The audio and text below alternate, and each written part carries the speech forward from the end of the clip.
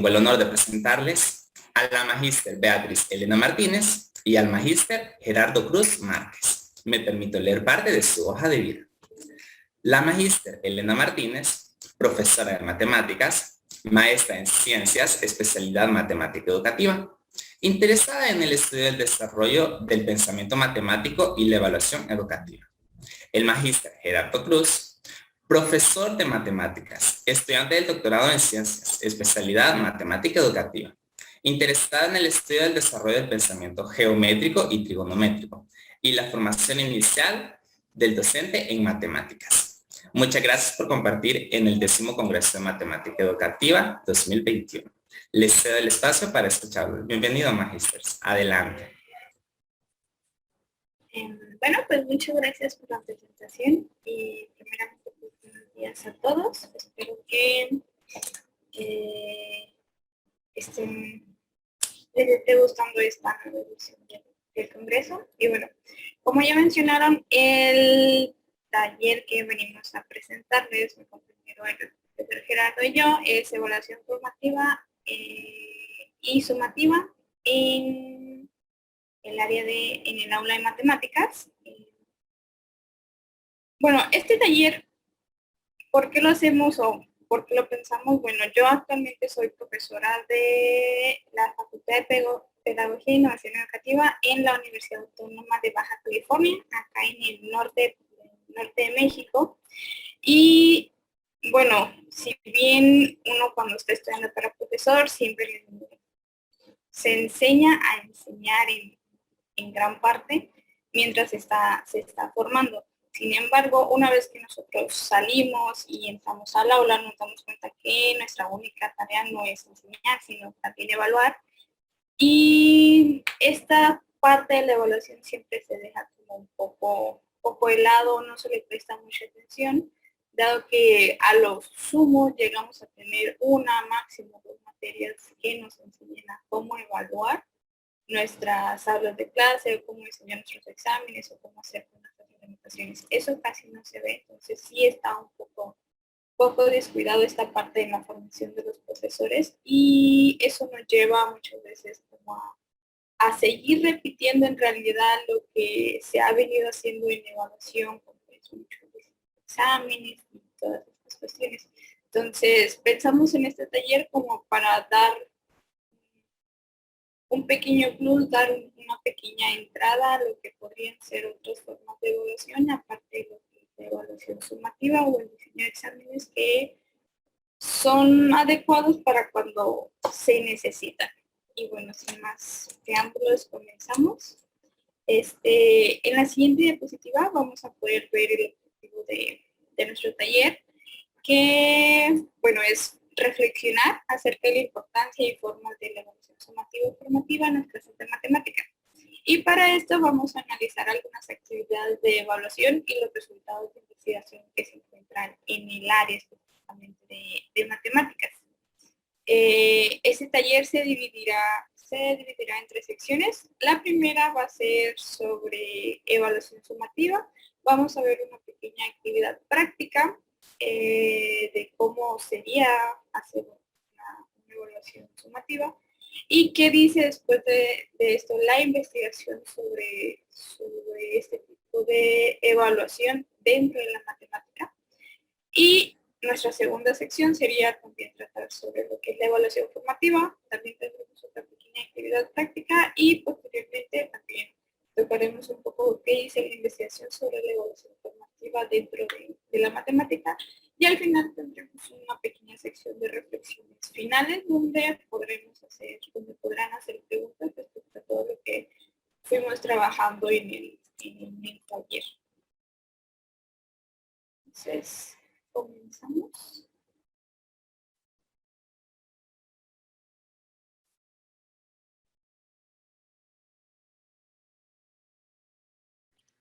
Bien, creo que me escucho. Sí, se escucha.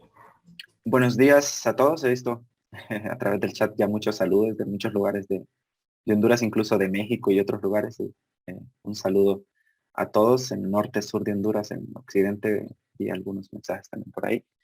Igual en los diferentes lugares de México, incluso Guatemala, creo que leí hace un momento, en el cual se encuentran. Como decía la maestra Elena, este taller surge con esta intención de comenzar a reflexionar o de tener un espacio para pensar en una componente que tanto en nuestros espacios de formación inicial como profesores, como de formación continua, es decir, cuando ya estamos trabajando, suele ser poco, suele ser un espacio muy reducido.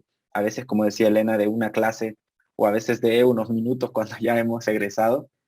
No obstante, es de suma importancia para conocer los resultados de nuestra principal labor, que es llevar, digamos, la enseñanza de las matemáticas a diferentes lugares de Honduras y de la región, como es el caso de este taller. Entonces, justamente lo que queremos y a lo que los invitamos es a participar en el chat con sus comentarios, sus preguntas, su opinión respecto, sus experiencias respecto a la evaluación. Particularmente vamos a hablar, como decía Elena, de evaluación formativa y evaluación sumativa. Vamos a tener actividades prácticas y un momento de reflexión y de comentarles un poco qué dice la investigación en educación y en matemática educativa respecto a la evaluación y algunas cosas que se han probado que funcionan o que podrían funcionar y con las que ustedes podrían eh, comenzar a probar también en sus aulas de clase o con las que ustedes podían adaptar a sus entornos de enseñanza en las escuelas en las cuales se desempeñan como profesores. Así que vamos a comenzar. Vamos a hablar primero, como ya se les había adelantado, acerca de evaluación sumativa y vamos a comenzar con una actividad práctica. En este es el momento en el que ustedes nos escriben a través del chat sus comentarios, sus preguntas, sus dudas, etcétera. Y vamos a comenzar con la pregunta: ¿qué es evaluación sumativa? ¿Qué asociamos nosotros? ¿Qué creemos que es evaluación sumativa?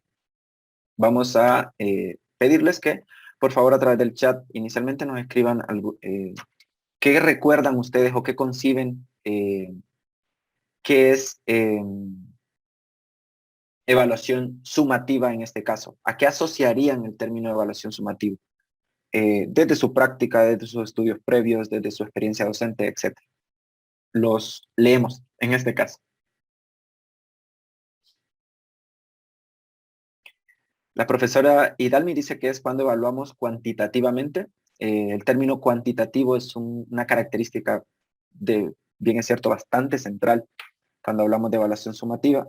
También nos pueden comentar sus experiencias al evaluar o su opinión respecto a la evaluación sumativa, qué consideran que es la evaluación sumativa o cómo funciona la evaluación sumativa. También nos resulta de suma importancia en este momento. Menciona el profesor Ángel que la evaluación sumativa es la última evaluación que se aplica en objetivos por competencias. Esto ya tiene además una connotación un poco, como digamos, desde una postura respecto a la enseñanza-aprendizaje, desde un planteamiento en particular. Es aquella evaluación que asigna una nota al estudiante, dice el profesor Steven Rodríguez. Es una calificación a determinadas actividades, menciona la profesora Karen Velázquez. Vean que hemos ido ya colocando algunas de las características, este término cuantitativo, el término de notas, que vaya colocado al final, por ejemplo, de un proceso o un producto. Es la única a la que se le da valor dentro del porcentaje, menciona el profesor Ángel. Supongo que con porcentaje se refiere a esa calificación final, que a final de cuentas el sistema nos solicita para evaluar o no la promoción o no de un estudiante, ¿no? La evaluación sumativa son calificaciones de todos aquellos factores que nos dan un número determinado en cada actividad que realiza el alumno. La evaluación sumativa designa la forma mediante la cual se mide y determina el grado de aprendizaje alcanzado en cada competencia específica con el fin de asignar calificaciones, dice la profesora Romina, y que sirve para tomar decisiones para la acreditación en función de los objetivos establecidos, algo que mencionaba también el profesor Ángel respecto a el propósito que cumple o la finalidad que tiene este tipo de evaluación. Bien, como adelantaba, naturalmente no nos es tan extraño este término de evaluación sumativa. La profesora Araceli comenta que la nota sumativa no determina lo que el alumno sabe. Ana Caballero dice que es aquella que se realiza habitualmente al final de un proceso de enseñanza-aprendizaje. El término, lo que menciona la profesora Araceli, es muy interesante y una cuestión muy controvertida. Y es respecto a cómo hacemos entonces. Nosotros llevamos a cabo un proceso de de enseñanza, ¿no? Y aprendizaje con los chicos. El problema es que el cambio o el aprendizaje que se genera no es cuantificable directamente, es decir, no podemos tocar la cabeza del chico y decir, sí, aprendiste. No tenemos lamentablemente ni la habilidad ni los recursos para hacer eso. Tenemos que, de alguna manera, objetivar ese aprendizaje o ese cambio que hubo producto del proceso de enseñanza-aprendizaje. Y para eso tenemos sistemas de evaluación. Ahora, ¿qué tan adecuados son o qué tanto miden? Vean que es de suma importancia la discusión, no es tan trivial, porque a pesar de que el tema es tan fuerte como suponer que, imaginemos, un chico aprende, digamos, llevamos a cabo un proceso de enseñanza-aprendizaje muy adecuado, el chico aprende bastante, pero si la forma en que medimos ese aprendizaje no es la correcta, el chico podría reprobar un curso que por lo que, digamos, pudo haber estado en capacidad de promover en caso de que hubiera aprendido lo que se deseaba en el curso, lo cual eran los objetivos del curso, etc. Entonces, este tema de cuánto una evaluación determina o no lo que el alumno sabe, y si no lo hace, ¿para qué la aplicamos? O por qué es el criterio que permite decidir si un alumno avanza o no, o cómo hacemos que esta evaluación sí se acerque a determinar cuánto aprendió o no un chico, y en consecuencia, como decían en las caracterizaciones que nos han ido regalando a través del chat, si el chico merece o no, o si el chico está en condiciones de aprobar o no aprobar un curso, una materia, un grado, etc. Entonces, muchas gracias por sus comentarios. Ya hemos ido viendo algunos de los elementos y de sus experiencias respecto a la evaluación sumativa en este caso. Esta discusión que mencionaba la profesora Araceli es de suma importancia, es en gran parte, yo creo, a lo que se dedica la evaluación educativa, a preguntarse, bueno, ¿cómo hacemos para evaluar? ¿Cómo resolvemos este problema de acercar un instrumento a lo que el chico sabe o no sabe y en consecuencia a producir valoraciones más justas de este cambio, de este aprendizaje? Desde la teoría, desde la investigación, como decía, la investigación educativa justamente tiene este propósito, se hace este tipo de preguntas o parte de estas problemáticas que menciona la profesora Araceli, en las cuales se reconoce que si bien se puede llevar a cabo un proceso de enseñanza-aprendizaje muy adecuado, la evaluación es quien a final de cuentas es encargada de cuantificar o es encargada de valorar ese proceso cuantitativo, cualitativamente.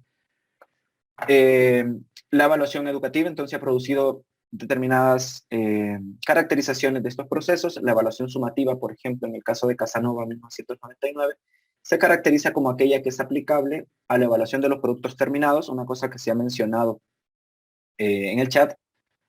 Usualmente es la que se aplica hacia el final de un proceso, cuando ya se considera acabado. Ustedes lo han mencionado, que es la que se coloca usualmente al final de concluir una actividad o incluso un proceso, como ser un semestre o un año lectivo incluso.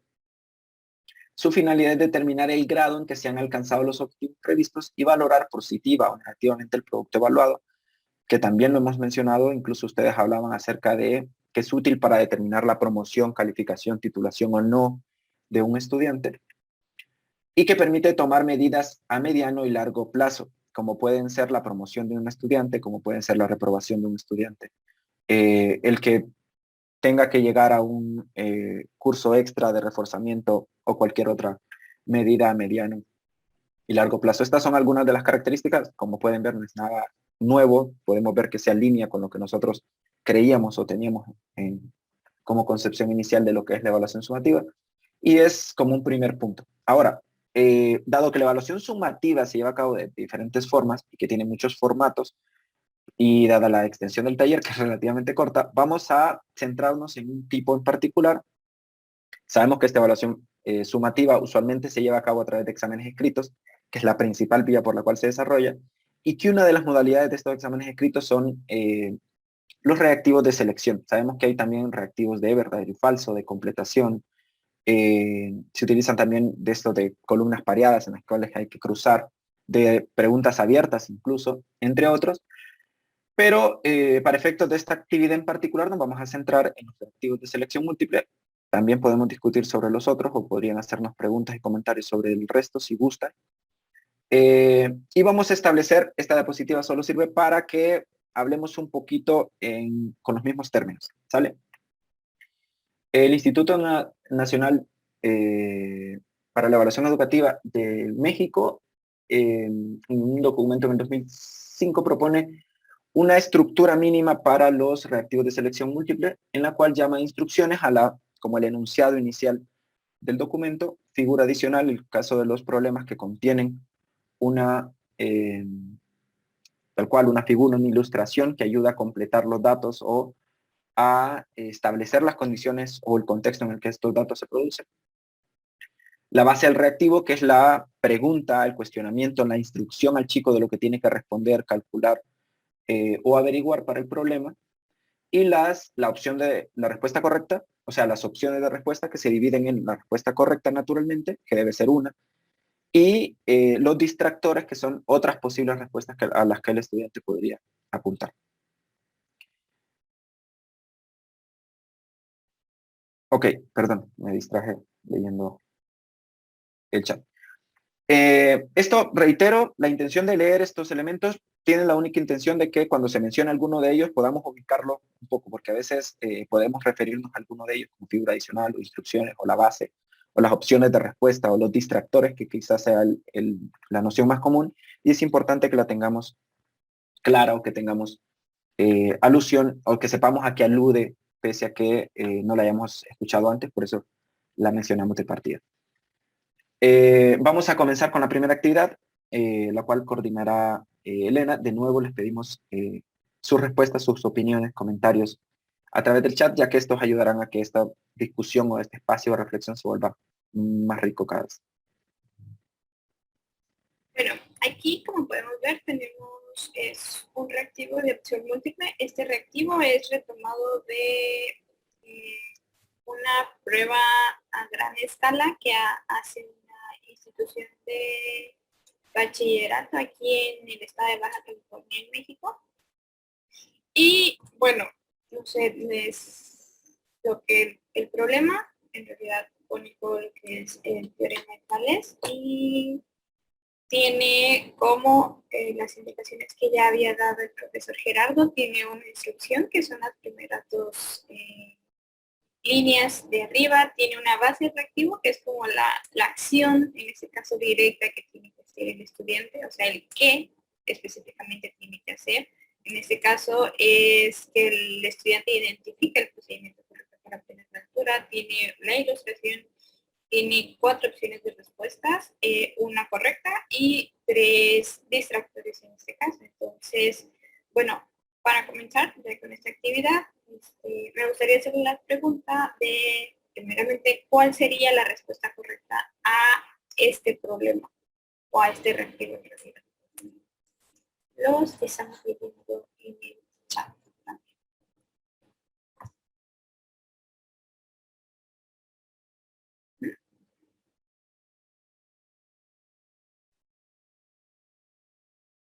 Ya los profesores son Ángel Rivera, Olvina Núñez, Bruno Rosales, ya contestaron que es la D. Y sí, efectivamente la respuesta correcta es la D. Ahora, una vez que, y Dani también, ya nos confirmó que es la respuesta correcta, la D. Ahora bien, ya identificamos cuál es la respuesta correcta. Me gustaría que nos pudieran comentar también cómo fue que llegaron a esa respuesta correcta. O también, ¿cómo ustedes llegaron o cómo ustedes creen que un estudiante podría llegar a la respuesta correcta de este reactivo?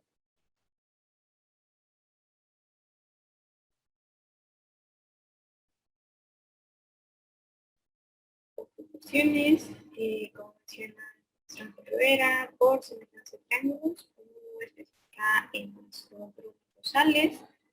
¿Alguien más también que desee comentar cómo fue que llegó a esta respuesta?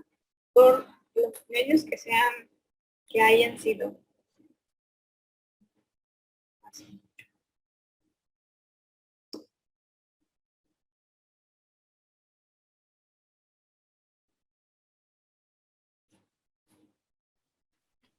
Si alguien desea tener la palabra, puede levantar la mano en Zoom y le habilitaremos el micrófono para que pueda participar. Claro, también sería posible. Daphne Hernández también nos menciona que por proporciones, que es correcto. ¿Alguna otra estrategia aparte de las que ya mencionamos, como por proporciones o semejanza de triángulos?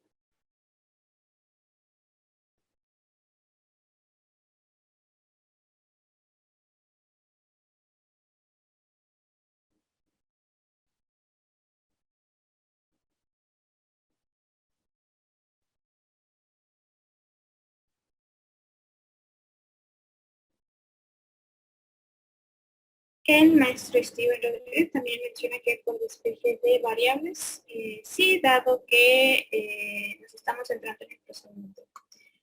Bien, todas las opciones de resolución que trataron son correctas. Ahora bien, ¿ustedes le cambiarían algo a este problema?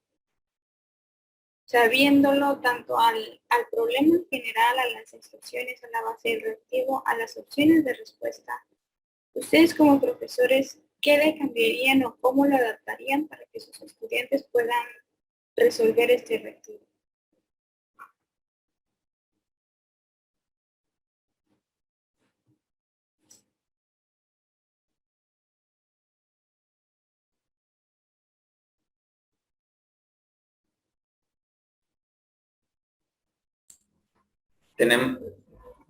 Tenemos una participación de Daphne que levantó la mano. Si le pueden activar el audio. Sí. Hola, muy buenos días. Hola, buenas. Mi nombre es José Luis Hernández Mora, nada más que utilicé la cuenta de mi nena. Una disculpa. Okay. Bueno, de antemano agradezco, de México también.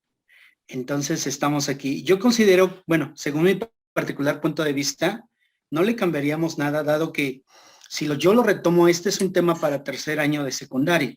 Entonces, nosotros en primero y en segundo grado ya tuvimos que haber trabajado regla de 3 inversa y proporcional. Entonces, yo por eso colocaba que se trabajaba a través de una regla proporcional. ¿Por qué? Porque a los chicos ya los traemos trabajando desde primero, regla de 3 directa o inversa para llegar a tercer grado en una proporcionalidad. Entonces ellos se supone que al ver este problema, pues ellos ya pueden implementar esa estrategia utilizando una regla de 3. Entonces, pues a mi particular punto de vista, estoy observando todas las opciones y pues yo no le cambiaría nada. Nada más aquí pues sí ser enfático en que manejemos bien esa regla de 3. Ese es mi comentario. Que tengan un bonito día. Muchas gracias. Y sí, de hecho, podríamos no cambiarle nada tanto al problema como a las opciones de respuesta. No obstante, creo que todos hemos tenido como algunas experiencias con comentarios de nuestros estudiantes que cuando están resolviendo algunos problemas se ponen o muy nerviosos o siempre se busca como la manera en que puedan responder más rápido a algunas preguntas como por ahorrarse tiempo. Entonces, muchas veces la manera en cómo se encuentra que los estudiantes ahorran tiempo es que ellos descarten opciones de respuesta. ¿Y cómo descartaríamos opciones de respuesta? Bueno, identificando opciones que no podrían ser, serían un tanto ilógicas en este caso, que pudieran ser la respuesta correcta. Si observamos este problema, en este caso, las opciones A y C podrían ser descartadas fácilmente por un estudiante, dado que el problema nos está pidiendo encontrar la altura de un edificio que, dada la ilustración, es más alto que un edificio de 6 metros. Entonces, si estamos buscando la altura de un edificio que es más alto que 6 metros, las opciones A y las opciones C serían descartables de manera pues, sencilla o casi de manera inmediata, dado que están proponiendo que la altura del edificio más grande sea de 2.25 metros y de 2 metros. Entonces, en este caso, dada nada más la información que nos está brindando el problema respecto a las alturas que tienen los estudiantes, ya estaríamos dando el 50% de las posibilidades, dejándonos solamente con la respuesta B y D. Entonces ya el estudiante que plantee correctamente una igualdad de razones o esta proporción entre las alturas de los edificios y la sombra que proyectan con el sol, podrían llegar también fácilmente a la respuesta correcta. Entonces,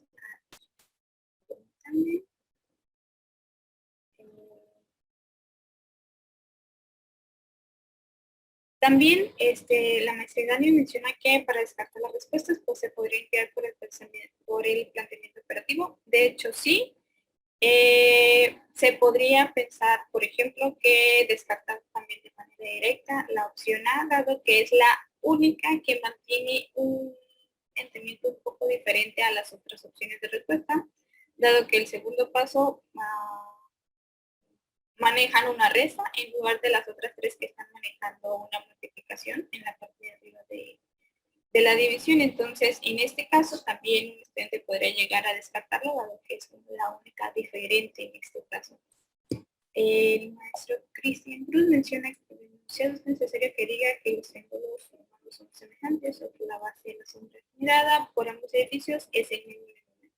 Eso para darle sentido al uso de teorías mentales. Sí, completamente de acuerdo también en esta parte que menciona el maestro Cristian.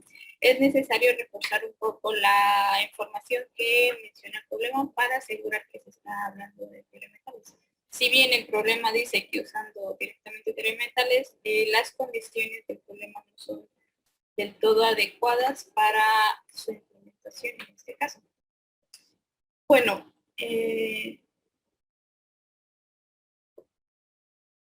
ok, me están comentando que hay mucha interferencia, sí se me escucha. Sí, lo que sucede, Elena, es que se escucha un poco tu aire acondicionado y eso hace que varíe la intensidad de tu voz. Pero no puedes hacer mucho porque estás a 50 grados de temperatura, básicamente. Sí, ahí sí una disculpa, me encuentro en el... Quizás si te acercas un poco más al micrófono, tu micrófono priorice la de tu voz, porque lo que pasa es que hay un aire acondicionado en el fondo, pero claro, en el norte están cerca de 50 grados y no se puede apagar un aire acondicionado ahora. Entonces creo que el aire acondicionado es lo que genera que tu voz a veces se escuche muy alto, a veces no se escuche, porque prioriza uno u otro fuente de sonido. Creo que eso es lo que está pasando. Ok, bueno, voy a pararlo tantito para este ruido igual. Vale, está bien. Bien, como mencionaban, bueno, ustedes ya han ido mencionando varias de las situaciones, digamos, que produciría llevar un reactivo. Incluso el maestro José, si no me equivoco, nos comentaba acerca de que él podría llevar incluso tal cual. Incluso, si ustedes lo piensan un poco, recordarán este tipo de reactivos de sus libros de texto, de algún examen que hayan enfrentado. Son en realidad reactivos que se suelen encontrar en exámenes, en libros de texto y otros, en otros lugares similares, ¿sale? Ya identificamos cuál es la opción correcta, pero hemos además soltado la pregunta de qué pasaría con este en aula, qué le haríamos. Entonces es una pregunta rara porque casi nunca se nos pregunta acerca de qué le cambias, qué le quitas, qué le mueves a algo que está dado, algo que se pone de partida. Ya se identificaron algunos elementos, coincido por ejemplo con Elena y con el maestro Cristian, de que es fundamental que el enunciado mencione acerca de que los triángulos son semejantes o que lo indique por lo menos gráficamente. Por ejemplo, que se indique que el ángulo que se forma entre los catetos que se están dando como datos o que se piden sea recto, por ejemplo. Eso es fundamental para que se pueda utilizar la herramienta que se le pide al estudiante que utilice, por ejemplo. Entonces, que era un poco lo que mencionaba el maestro Cristian acerca de que se asegure esa semejanza, por lo menos que sea plausible en términos de gráficamente se indique, por ejemplo, que son ángulos rectos en el ángulo de la base del edificio, ¿no? Bien, Elena, continúa. Bien, ya vimos, bueno, estas como las diferentes formas en las que se podría resolver o llegar a la respuesta correcta de este reactivo. También ya tratamos varios puntos sobre qué le cambiaríamos, cómo podríamos adaptarlo, cómo podríamos mejorarlo en este caso. Y bueno, a partir de esto, bueno, dentro de la investigación, ya se recomiendan varios puntos que podríamos tomar a consideración cuando estemos diseñando reactivos al menos de este tipo de opción múltiple. Como podemos ver en las siguientes diapositivas, que nos dice en este caso la investigación sobre los reactivos, en este caso. Bueno, cuando se trata del diseño o de cómo podríamos diseñar adecuadamente un reactivo, sus opciones de respuesta, se mencionan, como como hacen Moreno, Martínez y Muñiz, que la opción correcta debe ser al azar, acompañada de distractores. En este caso, los distractores que sean errores plausibles. ¿Cómo plausibles? Bueno, como se menciona bajito, que deben tener un error común que uno como profesor identifique en sus estudiantes a la hora de estar trabajando en el aula, o bien si decidimos hacer un poco de investigación dentro de lo reportado en la disciplina de matemática educativa o dentro de investigaciones educativas sobre los diferentes errores que llegan a cometer los estudiantes al trabajar con un tema. Y bueno, dado que se recomienda tener un error común dentro de nuestros distractores, también se ha comenzado a recomendar que las opciones de respuesta sean solamente 3. ¿Por qué? Porque muchas veces el generar 3 errores plausibles llega a ser un tanto complicado. Entonces, podríamos dejar solamente las 3 opciones de respuesta con una correcta y 2 distractores, y podría seguir generando buenos resultados, y podríamos seguir identificando dónde fue que se quedaron atorados a veces nuestros estudiantes. También se menciona que es bueno tener un mecanismo de ordenamiento. Mecanismo de ordenamiento se refiere a si vamos a utilizar en las opciones de respuesta simplemente números, es importante que estos aparezcan, por ejemplo, del menor a mayor. Muchas veces se menciona que, por ejemplo, como podemos ver aquí en este ejemplo, en la respuesta A tenemos el valor final que es 2.25, después 32, después 2 y después 18. Se menciona que muchas veces esto puede generar un poco de frustración en el estudiante, dado que muchas veces ellos buscan hacer ese ordenamiento de menor a mayor o de mayor a menor, o viceversa en este caso, que los desvíe en realidad de su tarea principal, que es encontrar la respuesta correcta. Entonces, y se da, bueno, esta recomendación. En este caso también se recomienda el no solapar respuestas. El cómo no solaparlas, esto se utiliza más cuando llegamos a ver algún reactivo que tenga que ver con ciertos conceptos en la matemática. Entonces, por ejemplo, podemos preguntar como en la clasificación de los números a qué categoría pertenece el número pi, por ejemplo, y nos dan de opciones de respuesta a los números irracionales, a los números naturales, a los números imaginarios. Entonces, ahí tenemos que tener cuidado, porque si bien es un número racional, también pertenece a los números naturales, también puede llegar a pertenecer a los números imaginarios. Entonces, sí es como complicado, ya que ahí estaríamos teniendo como técnicamente más de una respuesta correcta, y eso no podría ser posible, nos arruinaría en realidad el reactivo tener más de una respuesta correcta.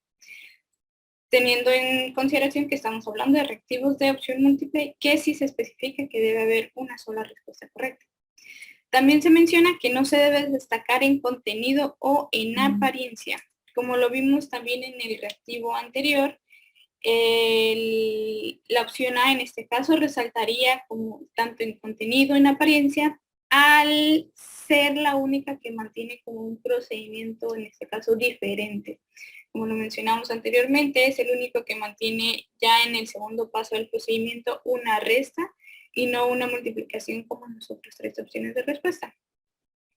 Por último, también se menciona que es recomendable que los distractores no deben ser descartables, como lo mencionamos también anteriormente, dado el caso de la opción A y la opción C, que podrían ser descartados tanto por el procedimiento como por la altura que están proponiendo para el edificio más grande. En este caso, si estamos buscando una altura mayor a 6 metros, un edificio de 2.25 y un edificio de 2 metros, no nos funcionan para nuestra respuesta en este caso.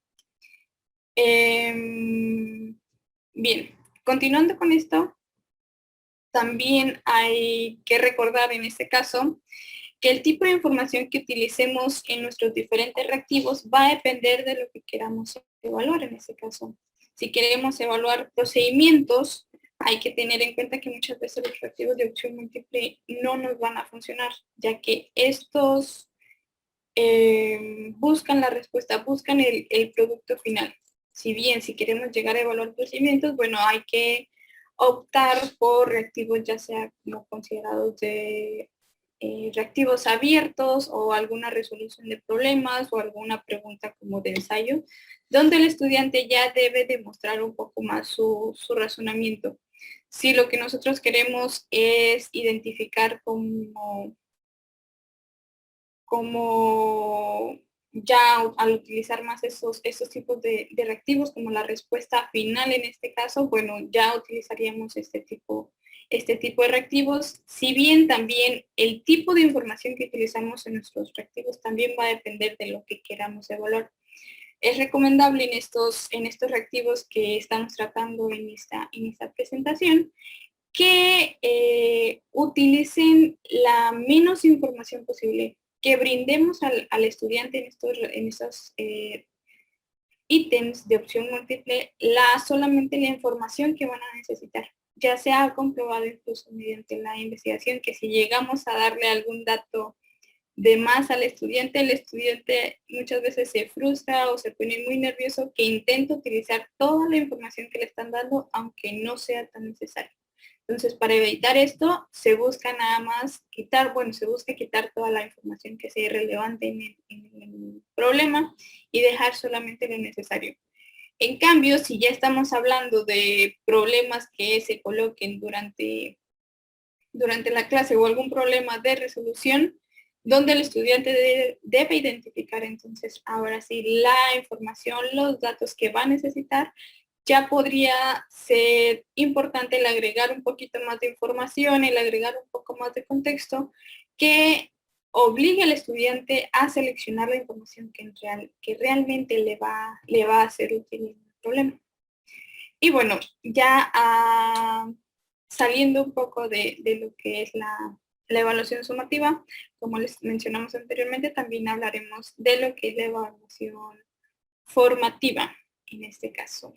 Y bueno, siguiendo la dinámica, también les tenemos esta pregunta de, bueno, ¿qué es la evaluación formativa? ¿Qué piensan ustedes que es la evaluación formativa? ¿Cuál es su experiencia también con la evaluación formativa?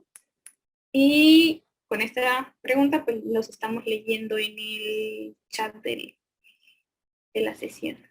Antes, Elena, tenemos una pregunta. El profesor Steven dice, ¿qué tan recomendable es hacer este tipo de reactivos y pedir el procedimiento al estudiante de cómo llegaron a la respuesta? No sé, con este tipo de reactivos creo que se refiere a los de selección. Creo.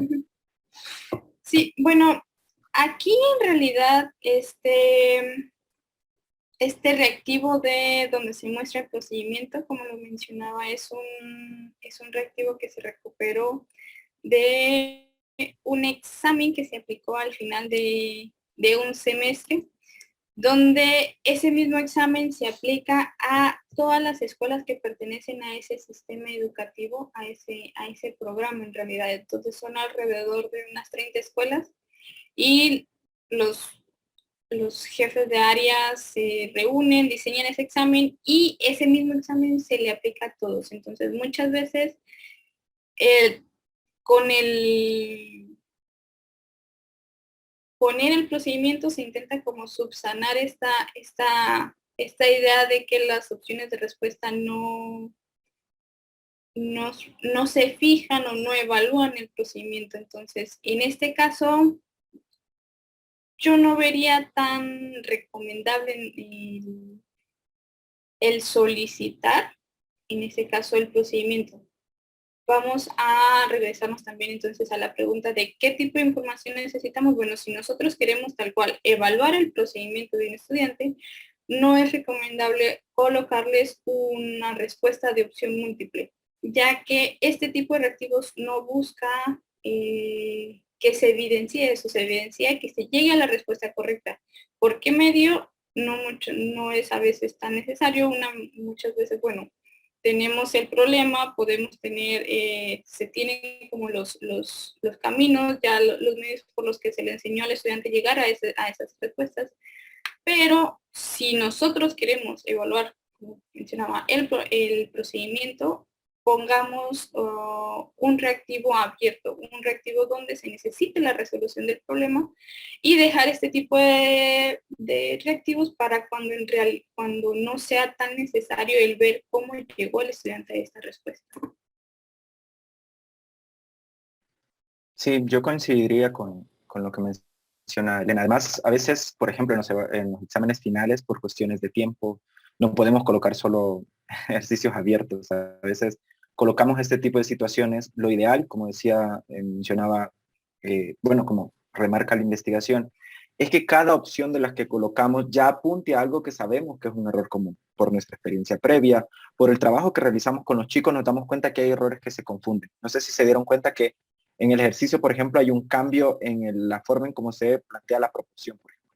El chico puede recordar que es tales, puede recordar que tiene que hacer una relación entre dos razones, plantear una proporción y despejar, ¿no? Él lo podría recordar, grosso modo, digamos, pero una de las opciones de respuesta evalúa si él plantea adecuadamente esa proporción. O si por ejemplo, si las razones están colocadas de cierta manera que no permiten llegar a una respuesta correcta en términos matemáticos. Entonces, colocar esa opción, como nosotros profesores y como profesores del curso sabemos que ese error se ha estado cometiendo, podemos colocar ese procedimiento y esa posible respuesta.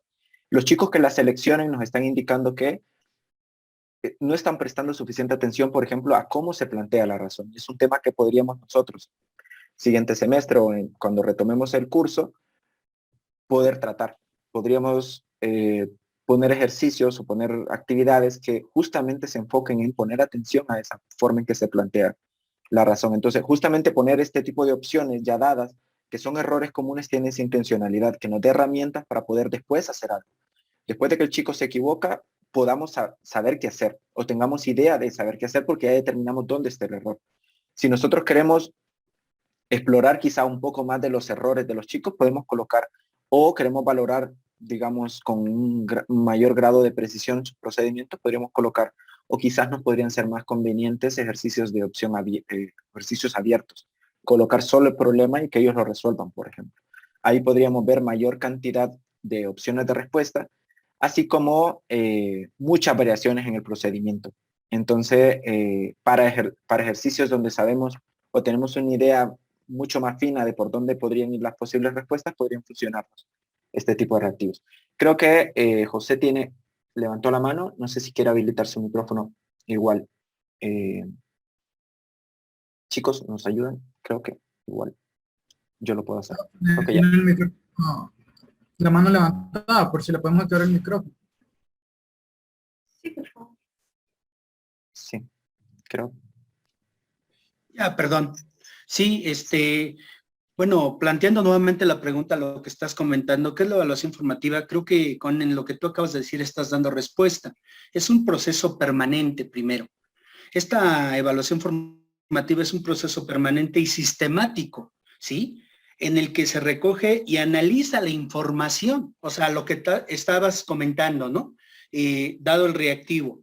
Yo con ello voy a analizar, voy a recoger primero la información para ver qué carencias tienen mis chicos y en base a ese recoge de información pueda yo empezar a plantear lo que tú comentabas, ¿no? Ya sea en la proporcionalidad, ver dónde se están equivocando y si es necesario regresar el tema, bueno, pues lo tendría yo que hacer, porque me dice que recoge y analiza información para conocer y valorar los procesos de aprendizaje. Recordemos que cuando nosotros hablamos de evaluación, al mismo tiempo que nosotros planteamos, esto es un ida y vuelta, ¿sí? Yo lanzo y me regresa y entonces yo tengo que retroalimentar todo ese procedimiento al mismo tiempo que yo reflexiono en lo que tú estabas comentando. ¿Qué elementos les están faltando a mis chicos para que en ese proceso de evaluación pues pueda yo llegar al aprendizaje esperado? Ese es mi comentario. Muchas gracias.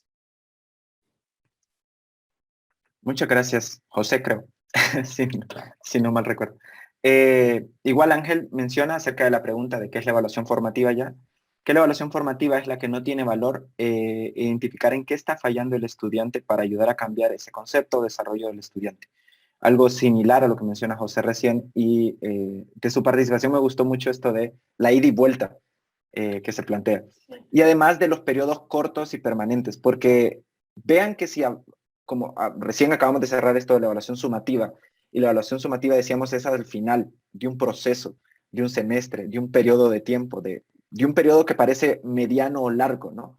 Pero no podemos como profes esperar hasta el final de un semestre para saber cómo están los chicos, qué están entendiendo, qué están aprendiendo, cómo van, ¿no? Entonces, la evaluación formativa, como menciona Ángel, por acá ayude a ir identificando en qué está fallando el estudiante, qué podríamos hacer al respecto. Igual lo mencionaba, José mencionaba que es una intención permanente el mantenernos. Yo diría que son ciclos muy cortitos y continuos que nos van dando pistas o están orientados a darnos esas pistas respecto a cómo van los chicos. No sé si alguien más tiene alguna otra característica de esta evaluación formativa que le interese o que le parece importante subrayar, además de que, claro, ya hemos mencionado esto lo permanente, esto el corto plazo en el cual se lleva a cabo. ¿Alguna de las formas en que ustedes conozcan que se lleve a cabo esta evaluación? Por ejemplo, nos podrían comentar. ¿O qué experiencias tienen con evaluación formativa? ¿Les parece importante? ¿Les parece fundamental para llevar a cabo sus clases? Los escuchamos. Siempre recordándoles que si alguien quiere participar, puede en reacciones levantar la mano y así podemos activarle su audio.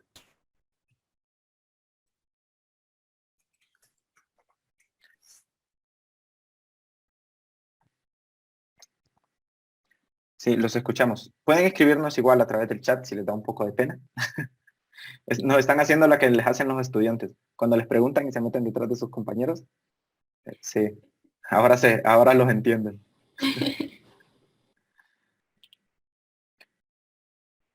No, Ok, responde. no son como similares, pero la evaluación formativa en este caso centra mucho su atención en cómo, lo que mencionaba ahorita el profesor José, en esa ida y venida, ya que no es una evaluación que evalúe solamente al estudiante, sino que es una evaluación que también a uno como profesor se le está evaluando. ¿Por qué? Porque en ese momento en que nosotros estamos enseñando un tema y llegamos a la parte de preguntar, bueno, ¿se está entendiendo? O hacer una pregunta sobre el problema y un estudiante contesta de manera incorrecta o ve que no está logrando que tus estudiantes lleguen a la respuesta correcta, toca a uno como profesor preguntarse, bueno, ¿está funcionando la estrategia que estoy utilizando? Si no me está funcionando, bueno, necesito modificar la forma en cómo había planeado mi clase. ¿Para qué? Para que pueda llevar a mis estudiantes hacia el objetivo que es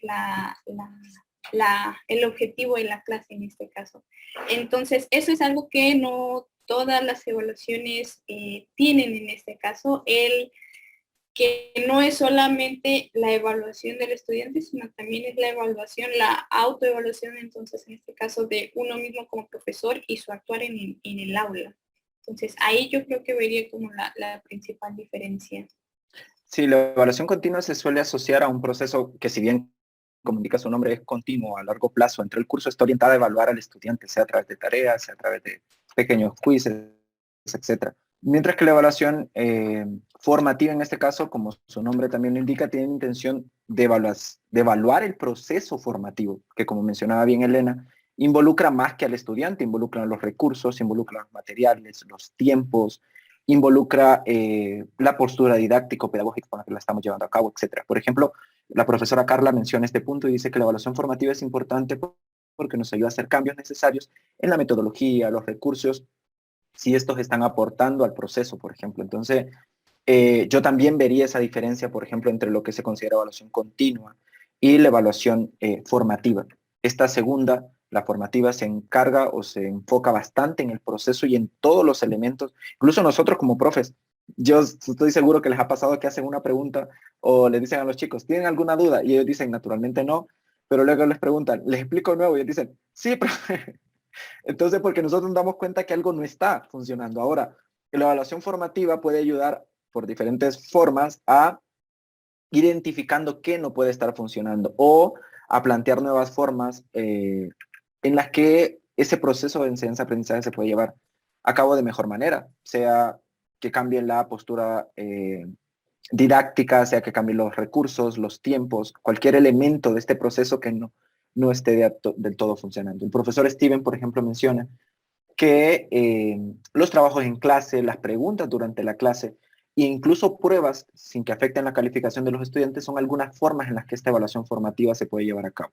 Yo coincido con las que mencionan, yo creo que todas estas son herramientas que nos pueden ir ayudando a evaluar el proceso y a tomar decisiones a corto plazo de, por ejemplo, hoy pongo una actividad y yo hago preguntas y entiendo que algo no está funcionando, algo no está saliendo bien, que quizás sea tal cosa. Mañana podría hacer ese cambio en la clase y probar qué pasó mañana. Algo que, por ejemplo, la evaluación sumativa no me permite hacer, dado que se coloca a final de semestre cuando ya se acabó el semestre, cuando ya el chico pasó o no pasó. Entonces, la evaluación formativa son este conjunto de estrategias que permiten ir tomando conciencia de qué está funcionando, qué no, qué podría cambiar de diferentes elementos, no solo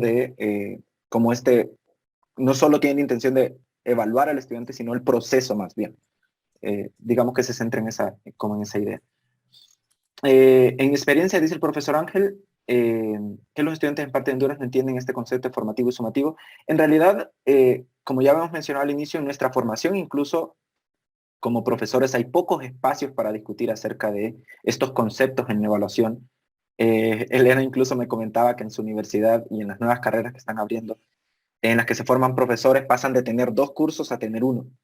En nuestros programas de formación, yo estoy seguro que en diferentes países donde estamos, en diferentes regiones, sucede lo mismo. Los espacios de formación acerca de la evaluación son muy cortos, pese a que cuando salimos, gran parte de nuestro trabajo como profesor es evaluar. Y además, nuestro trabajo y sus resultados se valoran según la evaluación, según cuántos estudiantes se reprueban, con qué notas se reprueban, etc.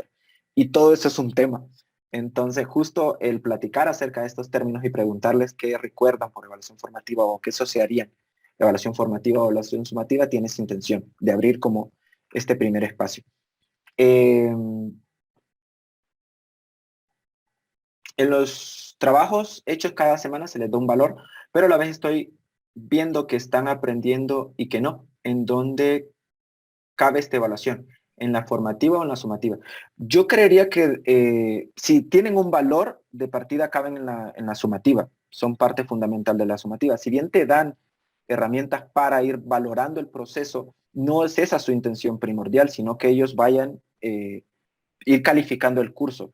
Además de esos procesos, es importante que hayan procesos de evaluación interna que quizás pueden ser más cortitos. A veces vamos a poner un ejemplo concreto ahora, que es la actividad que sigue, en la que nos vamos a dar cuenta que no es algo como hoy es día de evaluación, es algo que hacemos como profesores recurrentemente, pero que no siempre somos conscientes de el importante papel que puede tener para la toma de decisiones y para el trabajo con los chicos. Ya vamos a llegar a la actividad. Antes que eso, igual retomamos algunas características desde la investigación, unas referencias clásicas acerca de evaluación formativa. En este caso, Casanova nos comenta que es aplicable a la evaluación de procesos, algo que ya ustedes han mencionado.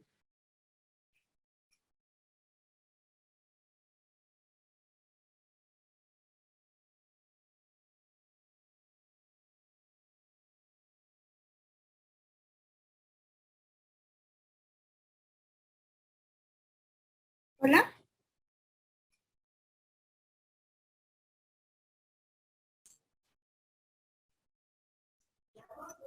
Creo Se que Creo que el maestro Gerardo se salió, ¿verdad?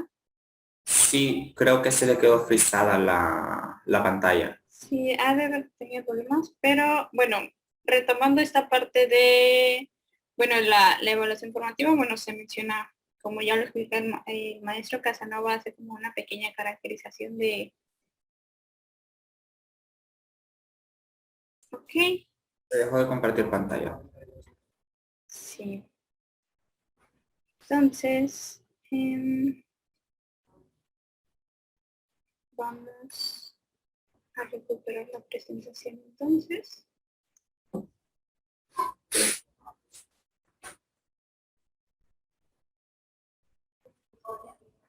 Dame un minutito nada más. Bueno, mientras tanto, a los profesores que están presentes les recordamos que al final del taller se va a enviar el enlace para que registren su participación. Si alguien gusta hacer un comentario, se estará haciendo lectura del chat y también puede reaccionar levantando la mano para activar de su audio.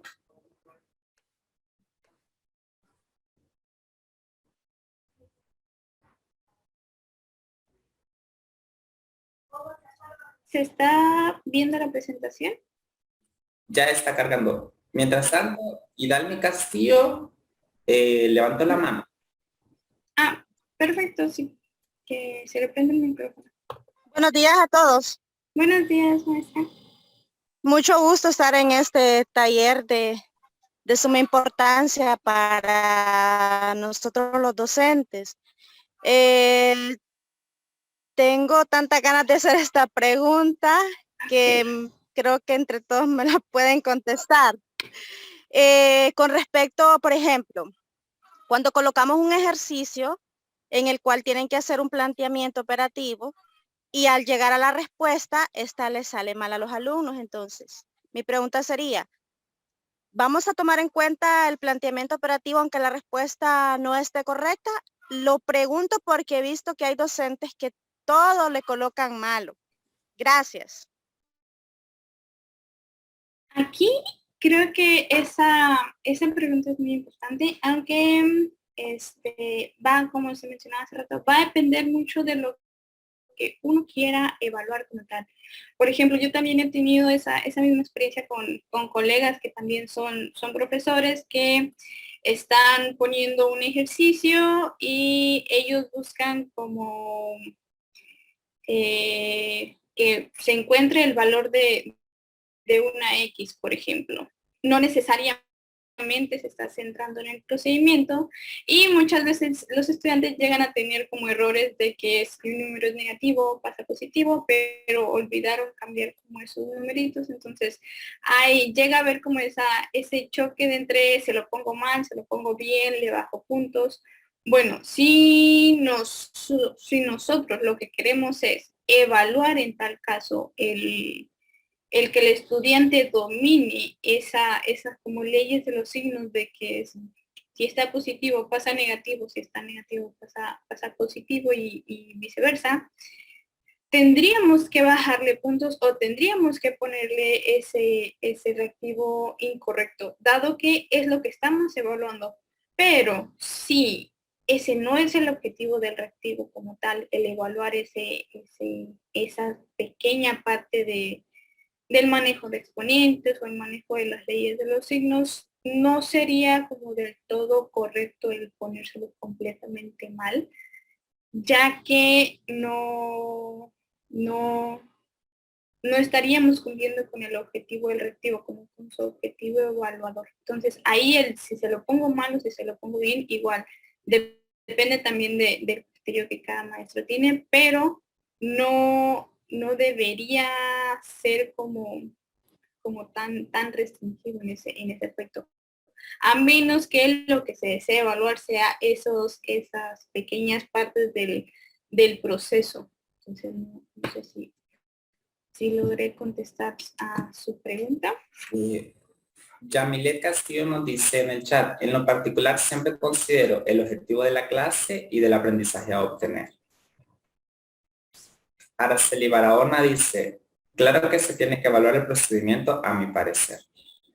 También la profe Romina Busaín había levantado la mano, no sé si quería participar.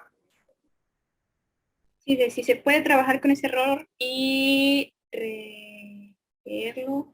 Sí, sería, bueno, el trabajar con esos errores sería una buena manera de, en este caso, una especie de evaluación formativa, ya que estamos retomando esos pequeños errores de los estudiantes y estamos tratando de buscar otra estrategia, buscar otra metodología que le permita a él sobrellevar esos errores y lograr hacerlo correctamente.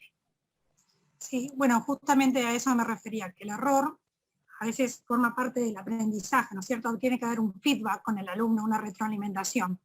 Encontrar un error en esa retroalimentación quiere decir que en algún momento esa retroalimentación hubo cortocircuito y el alumno no lo entendió favorablemente o como nosotros estamos buscando que identifique el ejercicio y lo hago correctamente, y tenemos que trabajar sobre ese error. Trabajando sobre ese error se logra más contenidos que si el alumno no lo tuviera. Entonces, para mí, el error, focalizarlo como algo que está mal y decir, no, esto está mal, se hace de esta manera, y no conceptualizarlo, no trabajarlo, que no haya un desarrollo, implicaría que el alumno lo vuelva a realizar en un futuro. Por ahí, reformular preguntas, buscarle de otra manera, una forma diferente, y que nosotros seamos facilitadores, el docente es un facilitador y es un puente, para subsanar ese error en un futuro. Solamente tachándoselo y diciéndolo, esto está mal, lo tendrías que haber hecho así, no sirve. Exacto. Necesitamos trabajar sobre ese error. Sí, justamente muchas gracias por su participación, maestra. Justamente la actividad siguiente va en torno a eso. Por ejemplo, aquí les tenemos esta actividad. No sé si ya regresó el maestro Gerardo. Sí, Okay. hace un momento. Perdón por salir así. De pronto fue gajes del medio. Antes de continuar, quería hacer eco de las palabras de la maestra Romina, quien nos mencionaba que este cambio, digamos, como conceptual o ideológico respecto al error es bastante interesante. Digamos que tradicionalmente se tiene la idea de que el error hay que evitarlo a toda costa. No debe ocurrir el error, y además cuando sucede, la opción usual o lo que solemos hacer es como taparlo, ¿no? Esconderlo. Una opción más a esto es hacer lo contrario. Por ejemplo, ¿cuántas veces comentamos o enfatizamos? Por ejemplo, pongamos un ejemplo, qué sé yo, inventado, pero que a veces sucede en nuestras aulas de clase. Estamos trabajando en la pizarra y nos equivocamos nosotros en alguna operación, por ejemplo. Y los chicos nos dicen, profe, ahí no es tal cosa, es tal. Por ejemplo, esta es uno de sus compañeros se equivoca al realizar un ejercicio en la pizarra. Esas, por ejemplo, podrían ser opiniones, podrían ser momentos en los cuales nos podríamos centrar y detener un momentito a reflexionar acerca del por qué, a escuchar argumentos, a escuchar nociones matemáticas, procedimientos, etcétera, que justifican que eso esté mal y que permiten construir y validar, sostener y fortalecer otros procedimientos.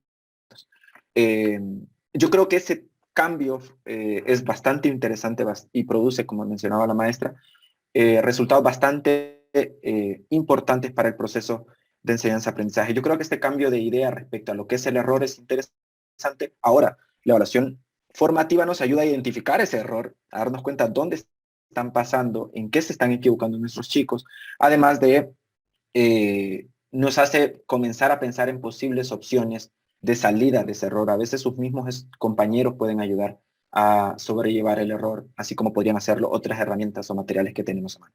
Vamos a reflexionar con un caso concreto respecto a estos elementos. Para eso les hemos involucrado ese último problema en el taller, que dice, si un maestro de quinto grado de primaria pregunta a sus alumnos, ¿cuál es el número mayor, el 4.125 o el 4.6? ¿Qué harías o contestarías si uno o varios de tus alumnos responden 4.125? ¿Qué podríamos hacer? ¿Qué podríamos decir en estos casos? ¿Qué se nos ocurre que podríamos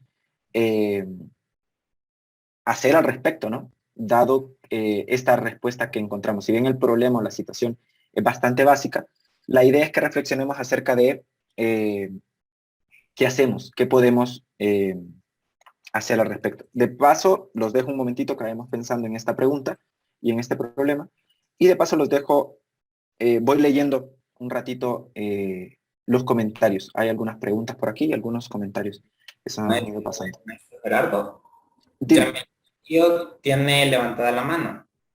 dime, no escuché, no te escuché bien. Yamile Castillo, Ok. Ok, que hay que cederle el micrófono, por favor, para escuchar a la profesora. Ya. Buen día. En lo particular, creo que hay que recordar que con respecto a los aprendizajes esperados que están en la parte de primaria, nos dice que los alumnos cuando ya están en quinto grado, con respecto al conocimiento que ellos ya deben de tener, ellos ya saben contar, por así decir, del 1 al 100.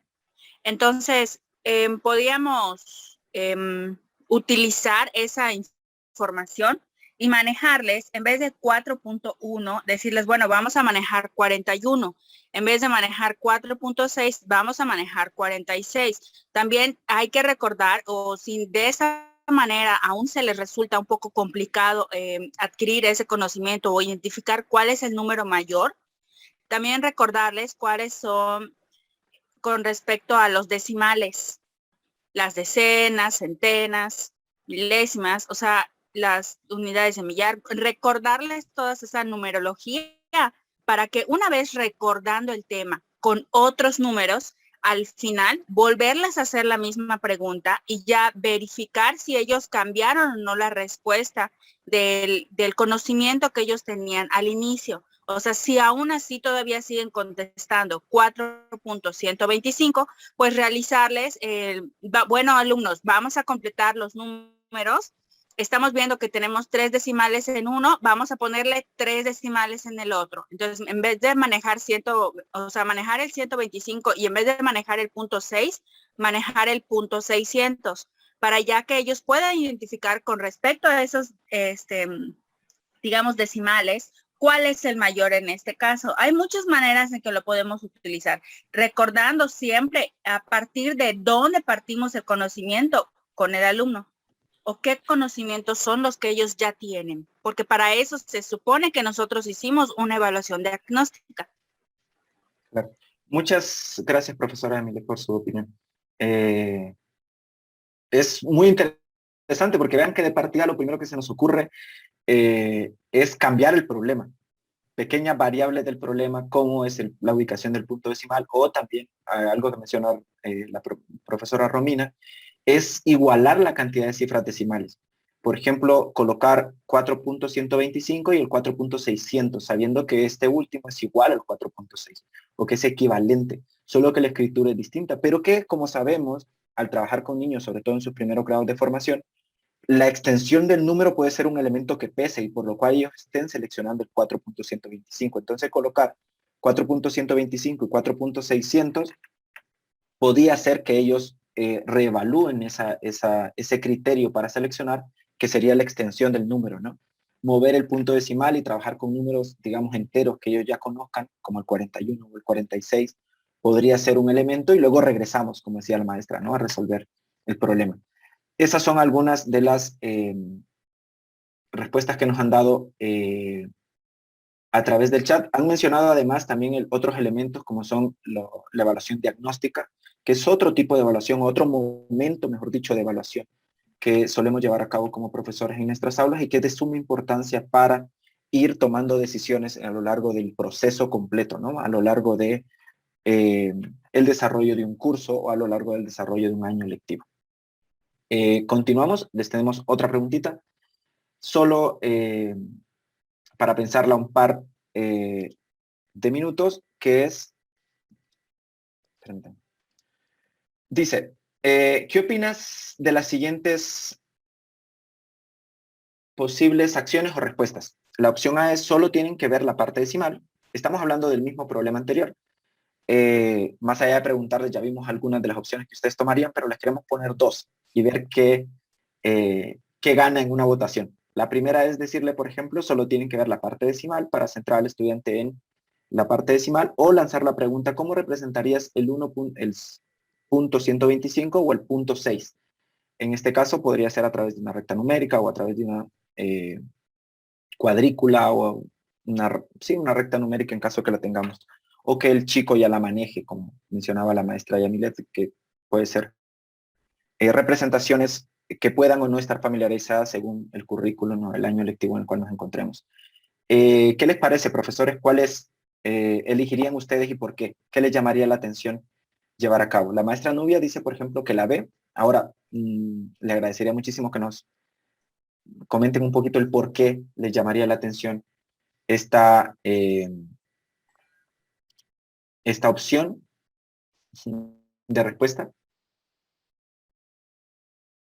Recuerden, si alguien desea participar, puede en reacciones levantar la mano y así le activaremos su audio.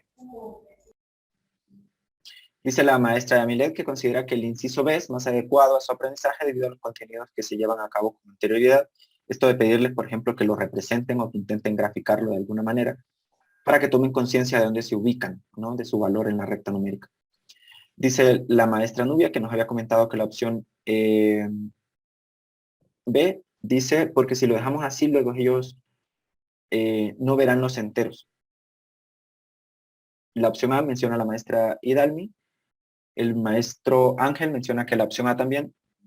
Considero que el inciso, ya que el entero es el mismo, es un buen punto. Recuerden que los números eran 4.125 y 4.6. Entonces menciona que hacer énfasis en que se fijen en la parte decimal los podría llevar a orientarse en ese sentido o a notar ese detalle. Considero que el inciso B, utilizando una tabla de valores, por ejemplo, menciona la profesora Estefan, pues ya vieron la lectura de números decimales, inclusive pueden representar en una cuadrícula los decimales, menciona la maestra Daniela también. Bien, el punto de realizar estas preguntas y de ponerlos en esta situación hipotética es, como pueden ver, esto puede ser un ejercicio a diferencia de lo que vimos en la sumativa, que era un examen básicamente. Aquí estamos hablando de una situación de aula y de cómo interactuamos o cómo respondemos a una situación que se da producto de un problema que nosotros colocamos. Ya vimos que de partida lo que nos surge es modificar el problema o poner problemas secundarios para ver qué sucede con los chicos, qué respuesta vamos obteniendo y de dónde puede provenir el posible obstáculo que ellos están teniendo. Un punto importante aquí ha sido que, como mencionaba hace un momento, en su intervención la profesora Romina, no estamos evitando el error, si se fijan, sino estamos viendo, ya sucedió, ellos dicen 4.125 es más grande. Podríamos descartar que se trate de que ese error provenga de la extensión del número, diciendo, recuerden que el 4.6 y el 4.600 es lo mismo, son números equivalentes, solo que su escritura. Quizá eso podría llevarlos a dirimir entre si la extensión es por lo que ellos lo seleccionaron. Vean que vamos como testeando cosas, vamos como probando. Y en esta otra diapositiva lo que queríamos era colocarle dos en particular que tienen ciertas características que vamos a ver por ahora, que según el objetivo que tengamos, según como ustedes lo han mencionado, vea que sus respuestas ninguna dice en absoluto es la A. No, depende del grado escolar, incluso cuando ustedes tienen su curso, ustedes han notado que con quinto A unas cosas funcionan y con quinto B otras no, porque cada grupo incluso interactúa de forma distinta ante una situación, da sus características y trayectorias académicas, entre otras cosas. Entonces, lo que queríamos era colocarlos en una situación hipotética de este tipo para empezar a ver cómo las respuestas de los chicos nos están dando información y cómo nosotros podemos ir obteniendo más información a medida que tomamos decisiones de cambiar la situación o de realizar preguntas secundarias o problemas secundarios que exploren estas posibles respuestas o emergencias del error, ¿no? Que como mencionaba la maestra Romina, podría ser una gran herramienta si nosotros nos disponemos hacia ella. Vamos a continuar hemos tenido otras respuestas por acá. La profesora Nilda, por ejemplo, nos comenta que escribir el 4.6 para completar los decimales, claro, para evitar esto de que el más largo se vea mayor, que con niños pequeños es una cosa que suele suceder mucho, porque es un obstáculo incluso reportado en la investigación, que a mayor volumen ellos creen que es mayor la cantidad, por ejemplo, problemas como esto del kilo de algodón o el kilo de plomo, etcétera, o incluso experimentos de contenido con los chicos se llevan a cabo con la intención de rodear ese obstáculo. Entonces, esa podría ser quizá una primera estrategia y como ven, se centra en modificar el ejercicio, no en decirle al chico, no, tienes malo y negativo. Es otro proceso de evaluación el que estamos siguiendo.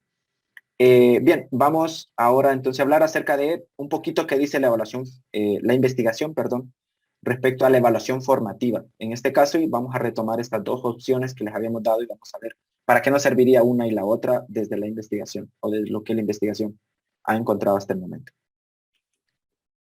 Bien, respecto a lo que es la retroalimentación, bueno, Chávez y Martínez Rizo en 2018 mencionaba que hay como en matemáticas hay tres partes fundamentales donde un profesor podría centrar su retroalimentación, que la primera es sobre el resultado tal cual de un algoritmo, un ejercicio o un problema. La segunda vendría siendo sobre los métodos o estrategias utilizadas para resolver la tarea o los ejercicios o los problemas. Y la tercera sería sobre la manera en cómo un estudiante expresó las ideas que justifican algún procedimiento que él utilizó. Entonces, muchas veces estos mismos autores mencionan que las retroalimentaciones se quedan solamente en gran medida en la primera. O sea, nada más en ver el resultado, en mencionar que está bien, que está mal, y no siempre el decirle al estudiante estás bien, estás mal es formativo para él o le genera en realidad que el estudiante reflexione sobre sus propias respuestas, ya sean incorrectas en este caso, los ayuda, no los ayuda en este caso mucho a reflexionar. Entonces, aquí ellos hacen mención de que es importante comenzar a centrarnos un poquito más en las estrategias que utilizó, no tanto simplemente en el resultado, o incluso en la manera en cómo él está justificando, cómo está expresando todos estos procedimientos, a pesar de que sean incorrectos. Entonces, ya también nos mencionan, bueno, que algunas retroalimentaciones, en este caso, no formativas en el sentido de que muchas veces no generaría un proceso de reflexión en el estudiante, pero sí lograríamos de todas maneras posiblemente sacarlos un poco del bache, pero podría llegar a quedar ahí como todavía la duda en el estudiante o no del todo seguro del por qué el punto 6 es mayor que el punto 125. Entonces, muchas veces tenemos como los tipos de comentarios del fíjense bien, pongan más atención, posiblemente también que algunos comentarios en la retroalimentación de que en los dos, que solamente se deben de fijar en los números, el entero es 4, que es el mismo, entonces no hay como tanta necesidad de ver eso, que solo se tiene que ver en este caso la parte decimal para poder decidir qué número es mayor. Acuérdense también que el primer número después del punto son décimos, es lo que tienen que ver, es lo que algunos comentarios que se podrían hacer, o sea, que se fijen nada más en el décimo, en el primer numerito después del punto decimal. Y también otro tipo como de comentario, retroalimentación informativa, es que miren el número mayor, es el 4.6, o sea, darle directamente la respuesta al estudiante sin una justificación o previa que él viera en realidad del por qué el 4.6 es mayor. Entonces, para este caso, también estos mismos autores recomiendan algunos como comentarios, algunas retroalimentaciones que ya podrían ser formativas, que podrían generar este cambio en el pensar del estudiante, o sea, este tipo de preguntas de ¿por qué creen que el 4.125 es mayor? Aquí estaríamos obligando al estudiante a que reflexione sobre su respuesta, no solamente que respondiera punto 125 al azar, o que él muestre que en realidad para él el punto 125 es mayor por la cantidad de números tal vez. Entonces ahí ya nosotros podríamos partir hacia más retroalimentaciones, demostrar que en realidad el punto 6 es punto 600, podríamos aplicar alguna de estas estrategias que estuvieron ya mencionando anteriormente en el chat.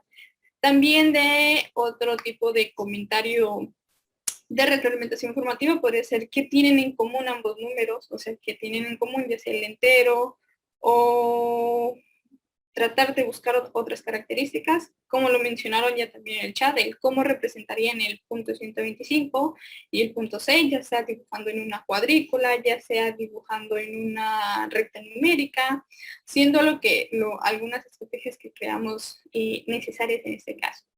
Por ejemplo, también sugieren el cómo podrían averiguar que es mayor.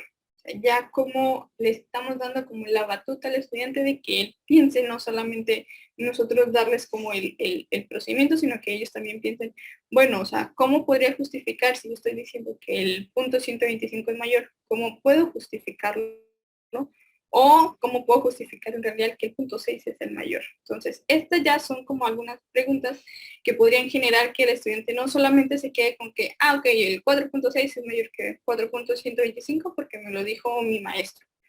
Entonces, no, esto ya estaría generando que el estudiante piense un poco más por él mismo para que logre traspasar estas barreras en el que se topan estas dificultades que igual se encuentran reportadas. Y bueno, continuando, un poco ya con esta actividad. Entonces llegamos con esto, o sea, ya volvemos a ver en esta sección, o sea que, por ejemplo, la opción A de solo tienen que ver la parte decimal, ya ahí nos está mostrando en realidad que le está dando el punto de focalización el profesor a los estudiantes sin darles a ellos en realidad algo en qué pensar, sino váyanse directo a los decimales y no se fijen en nada más. Entonces ya, por ejemplo, la opción B del cómo representarían el punto 125 y el punto 6, ya son preguntas que estarían generando al estudiante que piense él una estrategia de comprobar o no si su respuesta es correcta o incorrecta. Y, bueno, ya como tratando de salir un poco de esto, también hay que recordar que el tipo de retroalimentación que utilicemos también dependerá de lo que queramos evaluar o también de nuestro objetivo. Si bien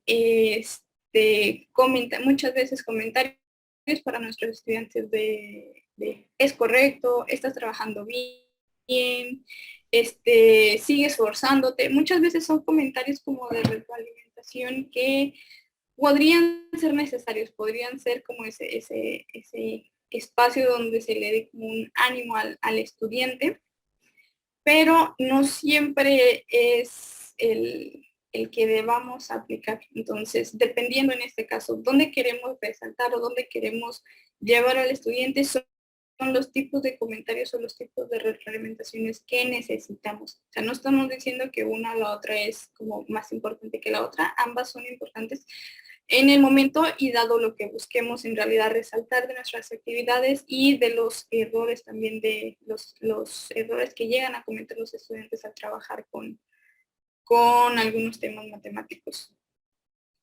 Y bueno, pues ya llegamos a las reflexiones finales. Aquí no sé si tengan algún comentario, alguna pregunta respecto a lo que estuvimos viendo a lo largo de este taller.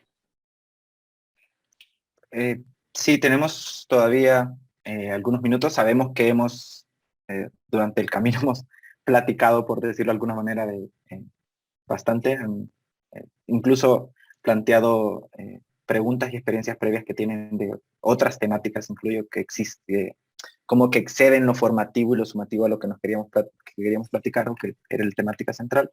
Pero igual tenemos unos minutos para preguntas, comentarios, dudas que tengan respecto a lo que se ha comentado, sobre todo esto último.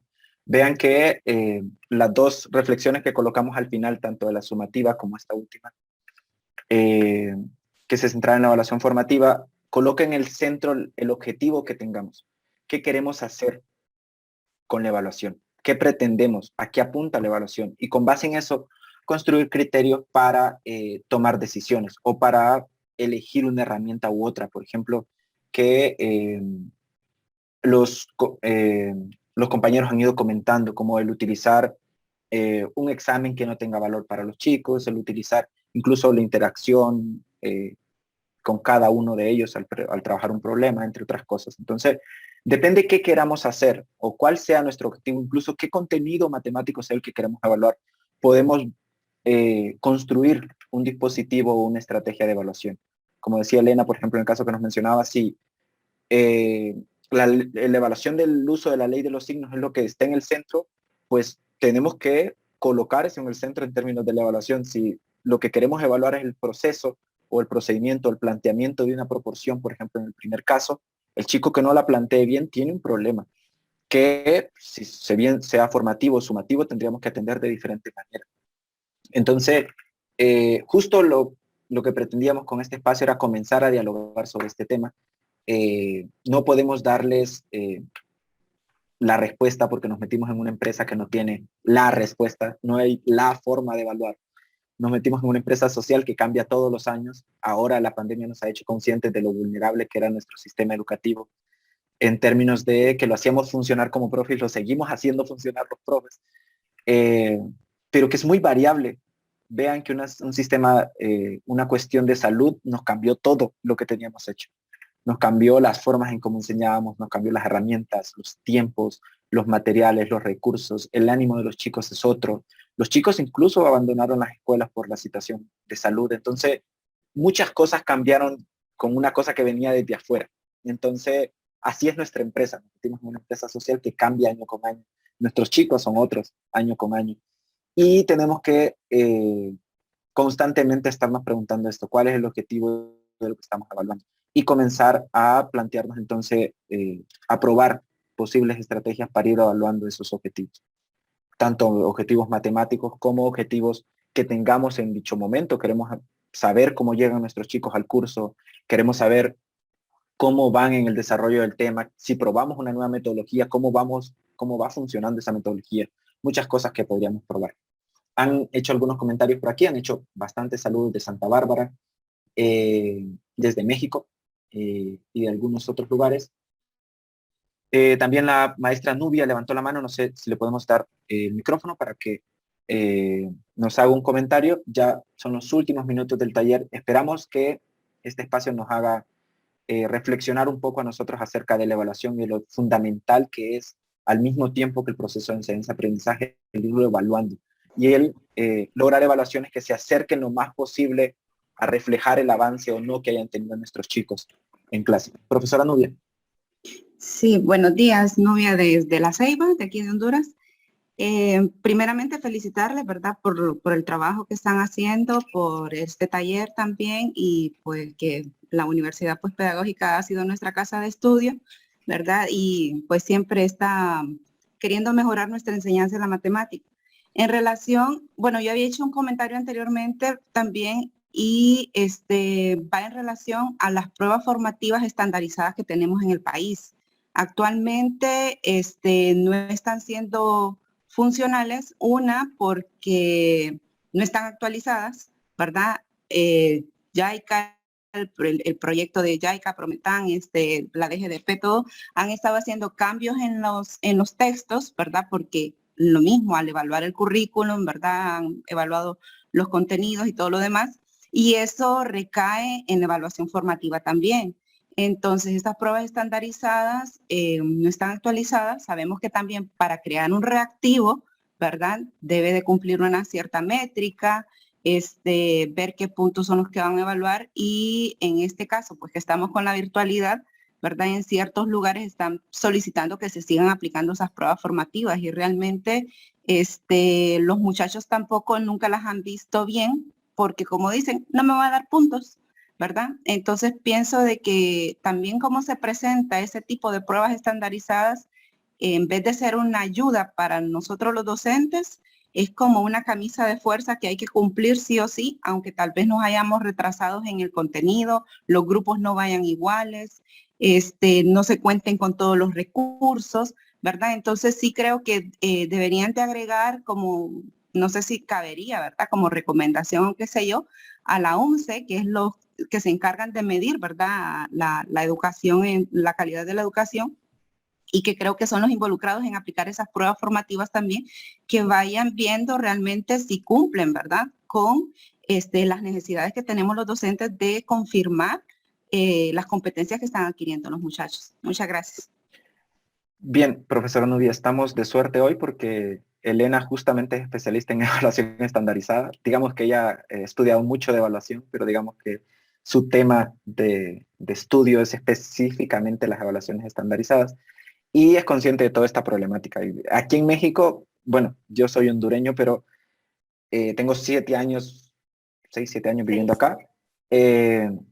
Y digamos que me he dado cuenta que aquí la presión por evaluaciones estandarizadas es brutal. Incluso aquí hay premios a las escuelas que mejor evaluadas salgan. Entonces en Honduras no hemos llegado, digamos, a esos extremos en los que tú estás en una buena escuela o mala escuela según cómo salgas en la prueba estandarizada, por ejemplo. O tú dejas una escuela porque está mal evaluada y allá te dan bonos y los chicos salen bien evaluados en la prueba estandarizada, entonces vamos a aceptar el trabajo de la otra escuela y nos vamos para allá a entrenar chicos. Se han agregado clases para entrenar chicos para las evaluaciones estandarizadas, por ejemplo. Entonces se está llegando a unos niveles locos en términos de esta evaluación estandarizada, así que Elena nos podrá dar un comentario respecto a este caso. Sobre todo desde esta perspectiva, como reitero, más extrema a la que está llegando México con respecto a la evaluación estandarizada, para que lo tengamos en mente. Elena. Sí, aquí respecto a las pruebas estandarizadas, bueno, creo que es importante sí mencionar el hecho de que en primera instancia, bueno, las pruebas estandarizadas no son malas, no buscan como el hacer más trabajo al profesor, no buscan que el estudiante se estrese. De hecho, todos los reactivos son diseñados para que generar el menor estrés posible en el estudiante cuando esté resolviendo este tipo de pruebas. Sin embargo, el hecho de que no estén actualizados sí llega a ser un problema porque, bueno, hay que tener en cuenta que lo que evaluamos tiene que ser parte de lo que enseñemos en realidad, o va a depender mucho también del enfoque bajo el que se hayan diseñado las pruebas. Por ejemplo, PISA busca esas como competencias generales, busca competencias que funcionen para el desarrollo de la economía de los países en realidad. Entonces, el diseño de PISA no busca en realidad centrarse en el sistema educativo de ningún país, porque él está buscando las competencias para desarrollar economía de los países en general. No se diseñó en base a ningún sistema educativo, ni el de París, que es donde está la sede de PISA, ni el de Estados Unidos, ni el de México, ni el de Honduras, sino que son competencias genéricas, generales, que un estudiante o un chico de 15 años más o menos debería tener a esa edad para que él pueda en un futuro ir generando economía o un poco más de estas cuestiones en su país. Entonces, es importante primero tener en cuenta qué es lo que se está buscando evaluar con estas pruebas, tenerlas bien actualizadas, eso sería un plus. Si lo que se busca en estas pruebas a gran escala es evaluar un sistema educativo nacional. Si estamos evaluando el sistema educativo, sí es primordial que los reactivos se encuentren bien actualizados a la manera o al enfoque en el que se ha estado enseñando. Pero también es importante, como lo mencionó el profesor Gerardo, por ejemplo, aquí en México la cultura de las pruebas estandarizadas es muy fuerte y los profesores la tienen muy arraigada, al grado de que muchos sistemas educativos, muchos bachilleratos han incorporado a su programa de estudios una clase específica para entrenar a sus estudiantes en la resolución rápida y efectiva de este tipo de reactivos, como lo es el descarte y todas estas cuestiones que muchas veces un estudiante logra contestar estos exámenes sin la necesidad de saber matemáticas, simplemente ir descartando como estas opciones, por eso la importancia de generar distractores o reactivos que no sean descartables, para que los estudiantes logren sobresalir dada esta cultura de la rendición de cuentas. Entonces, aquí en México muchas veces se aplica si tu escuela sale bien evaluada, le vamos a dar una remuneración, una recompensa por haber salido bien evaluado, y muchas veces los estudiantes o los mismos padres de familia quieren llevar a sus hijos a esas escuelas porque están bien evaluados en PISA. Pero hay que tener en cuenta que los resultados de estas pruebas a gran escala no necesariamente van a ejemplificar de manera detallada cómo están nuestros estudiantes de manera particular. Hay que tener en cuenta que los resultados de pruebas estandarizadas dan un resultado general, dan un resultado de que se está tomando en cuenta a una población demasiado grande, y que, bueno, eso es el que nos lleve a pensar muchas veces que nuestros estudiantes están mal. Igual muchos reportes de estas pruebas estandarizadas dicen los estudiantes están mal en fracciones. Bueno, sí, pero ¿qué parte de las fracciones están mal? ¿Qué parte de lo que están fallando? O sea, esos son pequeños datos que muchas veces no se da. Y a partir de eso, también a partir de los resultados, uno como profesor también debe aprender a saber diferenciar qué es lo que me va a servir a mí como profe de esos resultados y qué no. Porque el que de manera nacional me digan los estudiantes están mal en fracciones, yo como profesor y conociendo a mis estudiantes puedo saber que mis estudiantes no están mal en fracciones, pero hay otros datos, hay otros resultados que posiblemente sí apliquen a mis estudiantes. Entonces ahí es un juego como de también de ir y venir con la prueba, de saber diferenciar bien qué es lo que me va a servir y qué no. Hay que tener en cuenta que los resultados no van a ser particulares, los resultados están tomando a una población enorme de jóvenes y eso en realidad.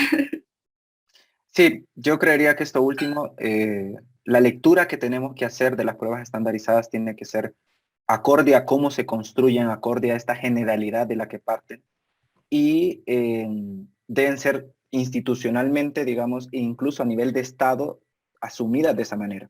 No, eso no evalúa el aprendizaje de mis chicos necesariamente. A veces dicen, no, los chicos salieron con 60% del manejo de fracciones mixtas, por ejemplo. Y eso nos parece súper terrible, pero nosotros sabemos cómo están nuestros chicos. O sea, ese resultado general es útil para tomar ciertas decisiones de carácter político, etcétera, pero no necesariamente representa el aprendizaje de nuestro chico en particular o de nuestros cursos, ¿no? Entonces, ¿cómo se toman estas evaluaciones generales o cómo se construyen? Deben ser temas a discutir y deben ser temas cómo actualizarlos, cómo validar estos reactivos, etcétera. Deben ser temas importantes, como mencionaba Elena, deben ser acordes a cómo se enseñó, entre otras cosas.